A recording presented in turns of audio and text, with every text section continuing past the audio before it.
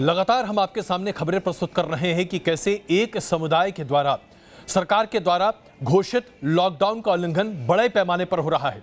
Social distancing की appeal खुद प्रधानमंत्री नरेंद्र मोदी ने देश के सामने की और हर किसी से आग्रह किया कि आप दूसरे व्यक्ति से कम 6 फीट की दूरी बनाकर जरूर रखें, अन्यथा कोरोना का संक्रमण आपको ग्रसित हो कर लेगा। इसके बावजूद एक समुदाय है जो इस अपील को मानने को ही तैयार नहीं होता। आज शुक्रवार है, जुम्मे की नमाज अपने घरों में आराम से नमाज पढ़ी जा सकती है। कई ऐसे मौलाना हैं जिन्होंने इस बात की ताज़दीक की है कि आप अपने घरों से ही जुम्मे की नमाज पढ़ें, लेकिन हम आपको दिखा रहे हैं बिहार और उसके साथ साथ मध्य प्रदेश की तस्वीरें, जहां पर मस्जिदों में बड़ी भीड़ के साथ लोग नमाज पढ़ रहे हैं। कोई जरा बताए कि आखिरकार ये लोग क्या कर रहे हैं, धर्म का पालन या दरअसल देश के साथ गद्दारी।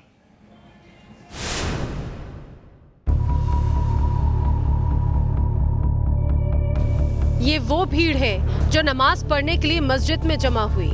ये देश के वो दुश्मन हैं जिनका इंसानियत से कोई वास्ता नहीं, क्योंकि जरा भी इन लोगों को इल्म नहीं कि इस तरह से भीड़ बढ़ाएंगे तो कितना बड़ा खतरा पैदा हो सकता है। तो ये कभी जमा नहीं होते, लेकिन ये जाहिल लोग अपनी हरकतों से बाज नहीं आ रहे।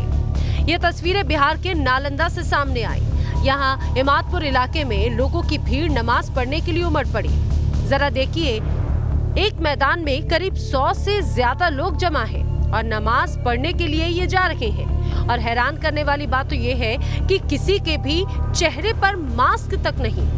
ये खुलेआम लॉकडाउन की धज्जियां उड़ा रहे हैं। पुलिस को लोगों की भीड़ के नमाज पढ़ने के लिए इकट्ठा होने की खबर मिली तो फौरन ही पुलिस की टीम मौके पर पहुंची। पुलिस ने इन लोगों को नमाज पढ़ने से रोकने की कोशिश की तो ये लोग भड़क गए, पुलिस से कहासुनी करने लगे। पुलिस ने लोगों को घर में नमाज पढ़ने के लिए कहा और पुलिस इन्हें हटाने लगी तो इन लोगों ने पुलिस पर हमला कर दिया। जानकारी के मुताबिक भीड़ के हमले में 2 पुलिसकर्मी घायल हुए हैं। समाज के इन दुश्मनों की तलाश अब पुलिस कर रही है। इनके खिलाफ पुलिस ने मामला भी दर्ज कर लिया है। नालंदा की तरह ही नमाज पढ़ने के लिए इकट्ठा हुई भीड़ की तस्वीर मध्य प्रदेश के छिंदवाड़ा की है। यहाँ भी खुलेआम लॉकडाउन की नाफरमानी की गई। तस्वीरों में दिख रहा है कि एक मस्जिद के अंदर लोगों की भीड़ मौजूद है। ये सभी एक साथ यहाँ जमा होकर नमाज पढ़ रहे हैं। सोशल डिस्टेंसिंग का कहीं कोई पालन नहीं हो रहा, किसी के चेहरे पर मास्क तक नहीं लगा। जानकारी के मुताबिक करीब 40 लोगों ने यहाँ पर एक साथ नमाज पढ़ी। जब देश के सभी बड़ी मस्जिदें लॉकडाउन का पालन कर रही हैं, तो ऐसे में ये लोग हैं जो कोरोना जैसी मौत को दावत देने से बाज नहीं आ रहे। ये लोग तो खुद को मुसीबत में डाल ही रहे हैं, आसपास के लोगों को भी मौत के मुंह में धकेल रहे हैं। अब इस घटना के बाद पुलिस ने मामला दर्ज कर लिया है। मस्जिद के अंदर भीड़ दिखी। मस्जिद के अंदर चेक करने पर 40 मुस्लिम समुदाय के व्यक्ति नमाज पढ़ते दिखे, जिनमें बिना मास्क लगाए और सोशल डिस्टेंसिंग का पालन ना करते हुए वह 144 के आदेश की अवहेलना करते हुए पाए गए एवं Madhya Pradesh public health act के तहत कार्रवाई की गई है। नरेंद्र मोदी भैया। मध्य प्रदेश के सिंगरौली में पुलिस ने एक शख्स को गिरफ्तार किया है जो लोगों को मस्जिद में जमा होने के लिए उकसा रहा था। आरोप है कि 28 साल के इरशाद ने वीडियो बनाकर लोगों से जुमे की नमाज मस्जिद में ही करने के लिए उकसाने की कोशिश की। Team news nation. वो तमाम लोग जो लॉकडाउन के तमाम नियमों का उल्लंघन करने के लिए लोगों को प्रोत्साहित करते हैं, इन्हें सिरफिरे के अलावा आप क्या कह सकते हैं? लेकिन ऐसे बहुत सारे लोग हैं देश में जो देश की इस कोशिश, देश की लड़ाई कोरोना के खिलाफ जो चल रही है, इस मुहिम को धत्ता बता रहे हैं। ऐसे लोगों को चिन्हित करना हमारे लिए आवश्यक है। इसके साथ साथ हम आपको यह भी दिखा रहे हैं कैसे पुलिस जो लोगों से लॉकडाउन के नियमों का पालन करने का आग्रह कर रही है, उसके साथ बदसलूकी हो रही है। मुंबई की ये तस्वीरें बताती हैं और महाराष्ट्र में कई और जगहों पर भी ऐसा हो रहा है कि लोग पुलिस के साथ बदसलूकी कर रहे हैं।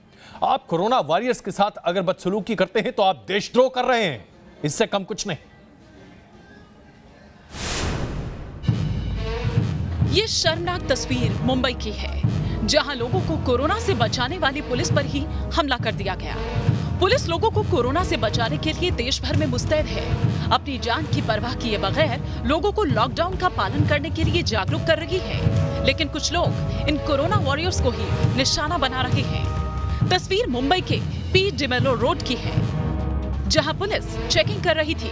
उसी दौरान इन बाइक सवारों को पुलिस ने रोकने की कोशिश की तो उन्होंने पुलिस के एएसआई को ही बाइक से घसीट दिया।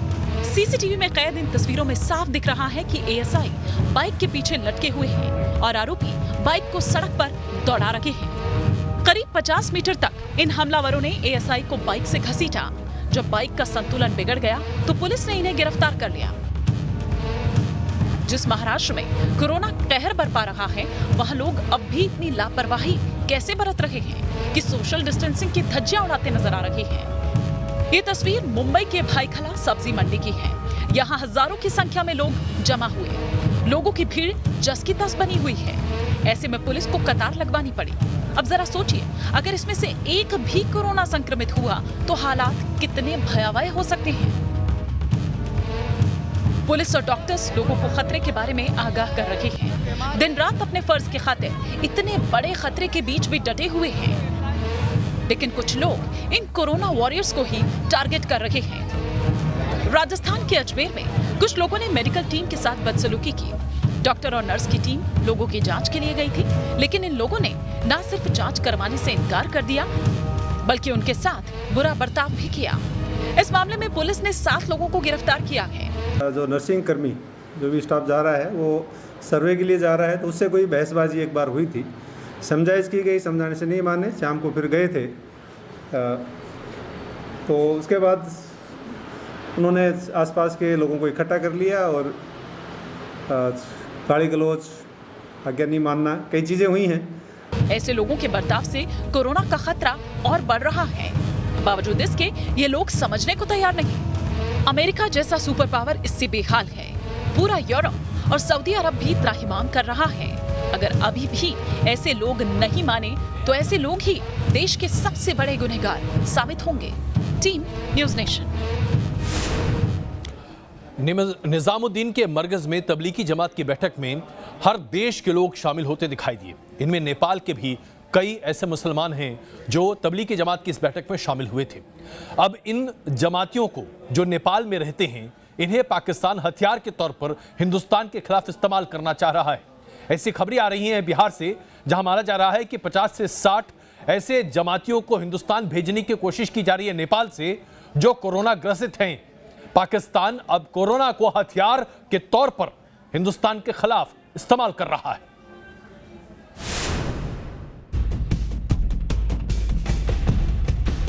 कोरोना को हथियार बनाकर हिंदुस्तान के खिलाफ बड़ी साजिश। कोरोना फैलाने के लिए नेपाल बॉर्डर पर रचे जा रहे षड्यंत्र का खुलासा हुआ है कि नेपाल सीमा से घुसपैठ कर रहे कोरोना संदिग्ध को भारत भेजने की साजिश रची जा रही है।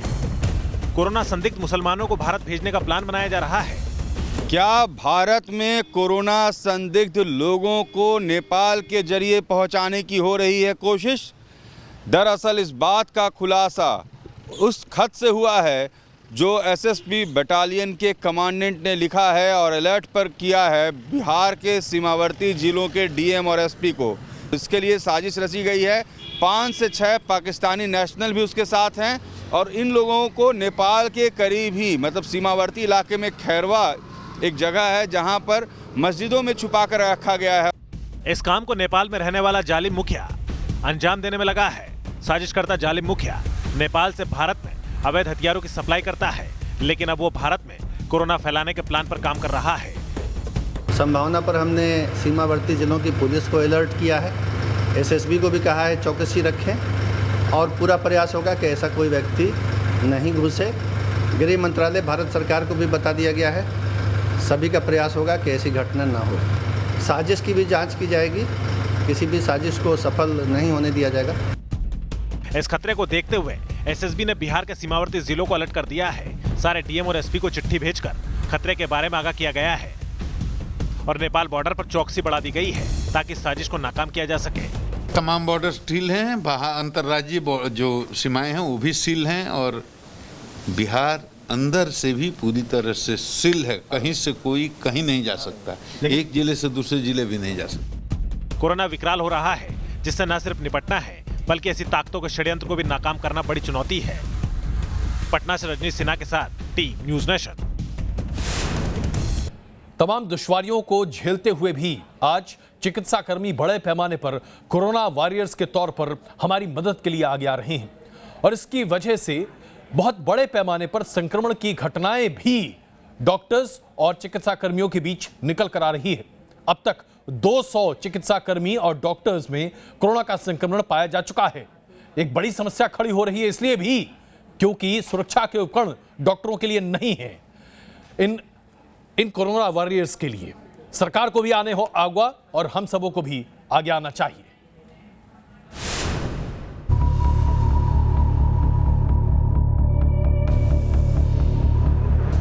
जिस डॉक्टर के हाथ में स्टेथोस्कोप रहता है, उनके हाथों में डंडा इसलिए है क्योंकि कुछ मूर्ख लोग अब भी कोरोना के खतरे को नजरअंदाज कर रहे हैं। हाथ में डंडा लिए डॉक्टर की तस्वीर राजस्थान के मकराना की।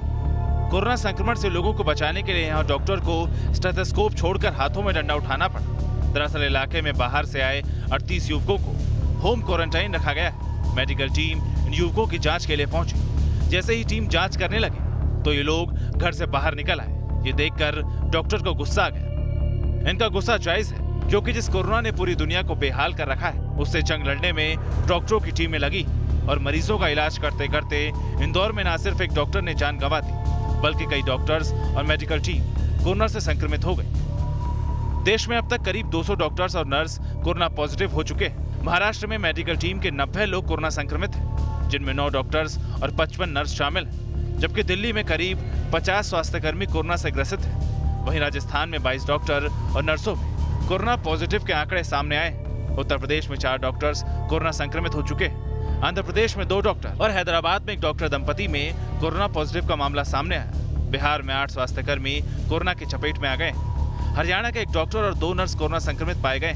तमिलनाडु में 7 कोरोना पॉजिटिव स्वास्थ्यकर्मियों में 5 डॉक्टर भी हैं। इसके अलावा चेन्नई में एक न्यूरोसर्जन को वेंटिलेटर पर रखा गया है। कर्नाटक में कलबुर्गी के कोरोना मरीज का इलाज करने वाला डॉक्टर कोरोना पॉजिटिव हो गए। पश्चिम बंगाल में 2 डॉक्टर्स कोरोना से संक्रमित हो गए। देश में मेडिकल स्टाफ के लाखों लोग दिन रात कोरोना को हराने में लगे। अपनी जान की परवाह किए बिना लोगों की जान बचा रहे हैं। इनके जज्बे को हर किसी को सलाम करना चाहिए। Team news nation. ये 10 दिन हिंदुस्तान के लिए बहुत महत्वपूर्ण हैं क्योंकि अगर 10 अप्रैल से 20 अप्रैल के बीच कोरोना की इस लड़ाई में हमने संजीदगी से अपने तमाम नियमों का पालन किया तो फिर सरकार की कोशिशें सफल होंगी। कोरोना की इस लड़ाई को जीतकर हम आगे निकल पाएंगे। लेकिन अगर हमने कोताही बरती तो गौर फरमाइए, अगर हमने कोताही बरती तो फिर कोरोना एक महामारी बनकर हिंदुस्तान पर बरपेगा और फिर से कोई नहीं रोक पाएगा। देखिए ये खबर क्योंकि यह आपके लिए बहुत महत्वपूर्ण है। ये 10 दिन याद रखिएगा।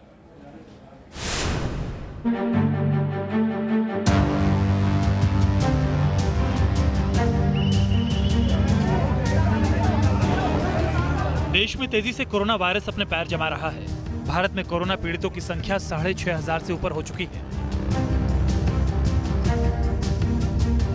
लेकिन इन सब के बावजूद लोग समझने को तैयार नहीं है। दुनिया की करीब 1/3 आबादी लॉकडाउन में है, जबकि कई देशों में लॉकडाउन के बाद भी एक सप्ताह में कम से कम 2 से 3 बार दोगुनी रफ्तार से कोरोना के मरीज बढ़ रहे हैं। लेकिन भारत में कोरोना की चाल मंद है। दुनिया के 9 बड़े देशों से भारत की तुलना करें तो कोरोना वायरस के मरीजों की संख्या काफी सीमित दिखाई दे रही है। लेकिन जानकारों की माने तो 10 अप्रैल से 19 अप्रैल तक का समय बेहद संवेदनशील है। स्पेन, यूएस और फ्रांस जैसे देशों में कोरोना वायरस के शुरुआती कुछ केस धीरे धीरे मिले, लेकिन चंद दिनों में ही आंकड़ा 1000 और फिर लाख में तब्दील हो गया। बीते 25 मार्च से देश में 21 दिन के लिए लॉकडाउन लागू है। भारत में लॉकडाउन का तीसरा सप्ताह चल रहा है। देश में शुरुआती 2000 मरीज 63वें दिन में मिले थे, जबकि ठीक 3 दिन यानी 66वें दिन इनकी संख्या बढ़कर 4000 से ज्यादा हो चुकी थी और आज आंकड़ा 6500 को पार कर चुका है। ठीक इसी तरह यूएस में 60 दिन में 4000 मरीज मिले, फ्रांस में 55 दिन में 4000 का आंकड़ा पहुंचा, इटली में 37वें दिन 4000 मरीजों की गिनती सामने आई, स्पेन में 4000 मरीज 54वें दिन सामने आए, दक्षिण कोरिया में 42वें दिन 4000 तक मरीजों की गिनती पहुंच चुकी थी। फिलहाल इन देशों में 50,000 से 2.5 लाख तक संक्रमित मरीज सामने आ चुके हैं, साथ ही हजारों लोगों की मौत हो चुकी है। लेकिन भारत कोरोना को काफी हद तक काबू करने में कामयाब हुआ है। विशेषज्ञों का मानना है कि आने वाले दिनों में कोरोना संक्रमण के लिहाज से और ज्यादा सावधानी बरतने की जरूरत है। अब तक 503 पीपल हैव रिकवर्ड और उनको डिस्चार्ज कर दिया गया है।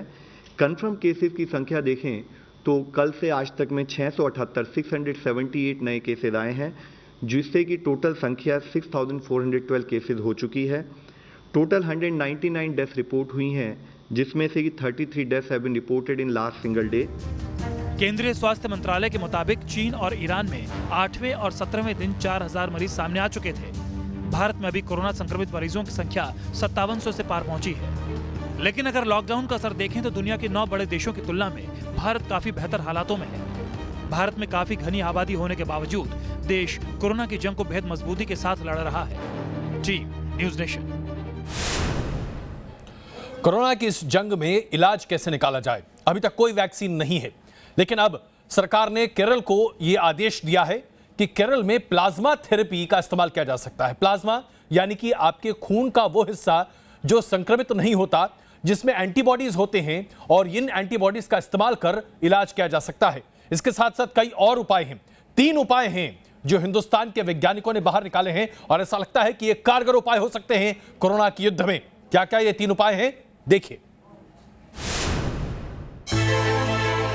कोरोना से परेशान है पूरी दुनिया। दुनिया भर में कोरोना की वजह से मरने वालों का आंकड़ा लाख तक पहुंचने वाला है, लेकिन अभी तक ना तो इस वायरस का कोई हल मिला है और ना ही बीमारी से निपटने के लिए कोई दवा मिल पा रही है। दुनिया भर में कोरोना का इलाज अंदाजे से किया जा रहा है। मलेरिया की दवा क्लोरोक्विन के जरिए इलाज का दावा किया जा रहा है। साथ ही एक एंटीबायोटिक एजिथ्रोमासिन देने से कोविड-19 का इलाज तेजी से हो रहा है। लोपिनाविर और रिटोनाविर दवाओं के इस्तेमाल की बात सामने आ रही है। ये दवाएं HIV और एड्स के मामले में इस्तेमाल होती हैं। एबोला की दवा रेमडेसिविर को भी कोरोना में प्रभावी बताया जा रहा है। इसके अलावा कुछ देशों में बर्ड फ्लू की दवा टेमीफ्लू को लेकर भी अच्छे रिस्पॉन्स सामने आ रहे हैं। लेकिन ये सभी कोरोना के लिए टेम्पररी दवाएं हैं। यही वजह है कि अब Indian council of medical research ने कोरोना के इलाज के लिए प्लाज्मा थेरेपी की शुरुआत करने की तैयारी की है। दरअसल कुछ देशों ने कोरोना से जंग जीत चुके लोगों के खून से तैयार प्लाज्मा को गंभीर मरीजों में चढ़ाया और उसके सकारात्मक परिणाम भी सामने आ रहे हैं। प्लाज्मा थेरेपी का पहली बार प्रथम विश्व युद्ध के बाद 1918 में फैले स्पेनिश फ्लू के समय इस्तेमाल किया गया था। इसके बाद लगातार संक्रमित बीमारियों को दूर करने में प्लाज्मा थेरेपी का यूज किया जाता रहा है। इस थेरेपी में जो व्यक्ति कोरोना वायरस को मात देने में कामयाब हो जाता है, उस व्यक्ति के रक्त को संक्रमित व्यक्ति में डालकर उसे ठीक किया जाता है।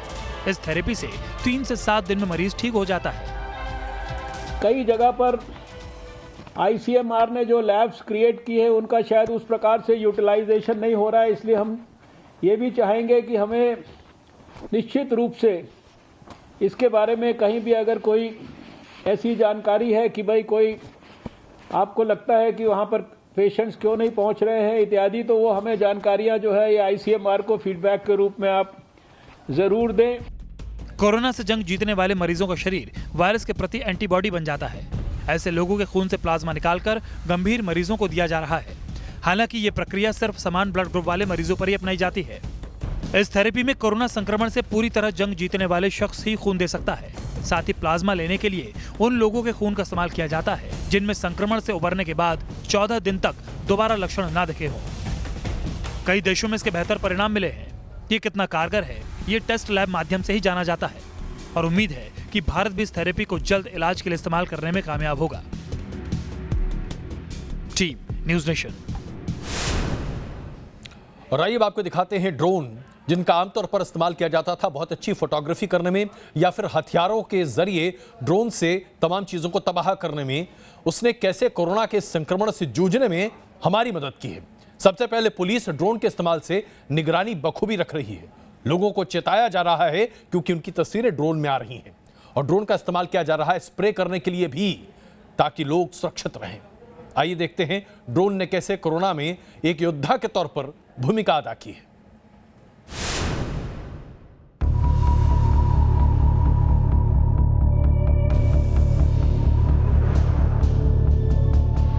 हवा में उड़ते ड्रोन से सैनिटाइज करने की यह तस्वीर है यूपी के नोएडा की है। जिन इलाकों को नोएडा प्रशासन ने सील किया है, वहां ड्रोन के जरिए सैनिटाइजर छिड़का जा रहा है। ये ड्रोन अपने साथ 5 लीटर की टंकी लेकर उड़ रहा है और इसी तरह अगले कई दिनों तक ड्रोन नोएडा के कई इलाकों को सैनिटाइज करता नजर आने वाला है।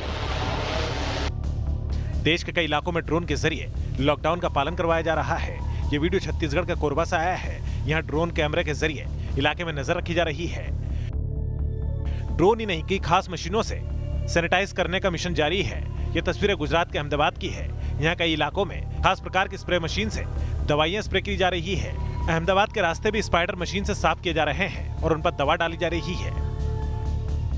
अहमदाबाद में कोरोना पॉजिटिव के मामले लगातार बहुत बढ़ रहे हैं, जिसके चलते नगर निगम भी अब ज़्यादा सचेत हो चुका है। ये आप देख सकते हैं कि दवाई है वो डाली जा रही है रोड पर। खास तरह का मशीन है दोनों ओर। ये बड़ा रोड है और उसके दोनों ओर इस खास तरह के मशीन से दवाइयाँ डाली जा रही है। ये मशीन की खासियत ये है कि ये पूरे रोड को सैनिटाइज करता है। खास तरह का इसमें केमिकल होता है। कोरोना से निपटने का ये मिशन इसी तरह जारी है। मशीनों की मदद से कोरोना वायरस पर वार किया जा रहा है और सैनिटाइज करने की प्रक्रिया चल रही है। Team news nation.